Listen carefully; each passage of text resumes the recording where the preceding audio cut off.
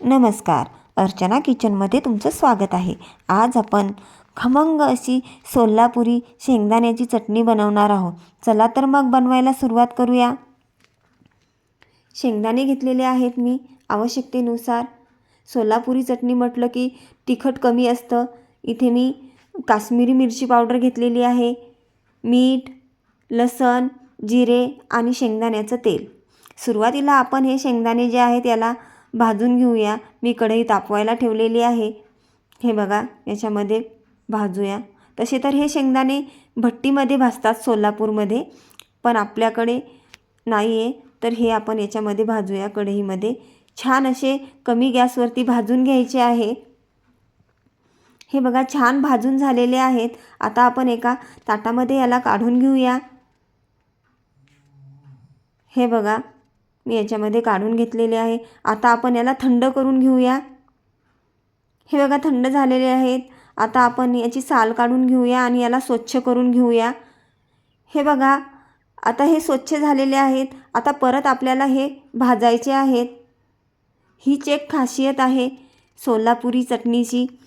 तर हे बघा, असे छान भाजून घ्यायचे आहेत। हेही कलर बदलेपर्यंत कमी गॅसवरतीच भाजायचं आहे। हे बघा, छान असे भाजलेले आहेत। हे बघा, छान, हे बघा, कलर सुद्धा बदललेला आहे। आता आपण याला थोडंसं हलवूया। आता आपण याला एका मिक्सरच्या भांड्यामध्ये काढून घेऊया। हे बघा, याच्यामध्ये काढून घेते। छान कलर आलेला आहे त्याला।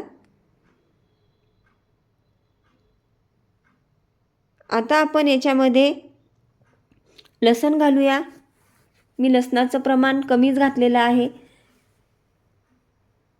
हे बघा, जिरे, चवीनुसार मीठ,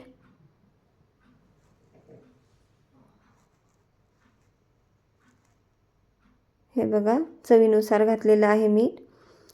आता सोलापुरी चटणी म्हटलं की त्याच्यामध्ये तिखट कमी असतं, तर ही मी काश्मीरी मिरची पावडर वापरलेली आहे। ही तिखट नसते। आता याला मिक्स करूया। हे बघा, छान मिक्स करून घ्यायचं आहे। हे बघा, मिक्स झालेलं आहे। आता आपण याच्यामध्ये शेंगदाण्याचं तेल घालायचं आहे। आता आपण याला थोडंसं फिरून घेऊया आणि परत एकदा शेंगदाण्याचं तेल घालूया। हे बघा, थोडंसं फिरून घेतलेलं आहे। आता आपण परत एकदा तेल घालूया। हे बघा,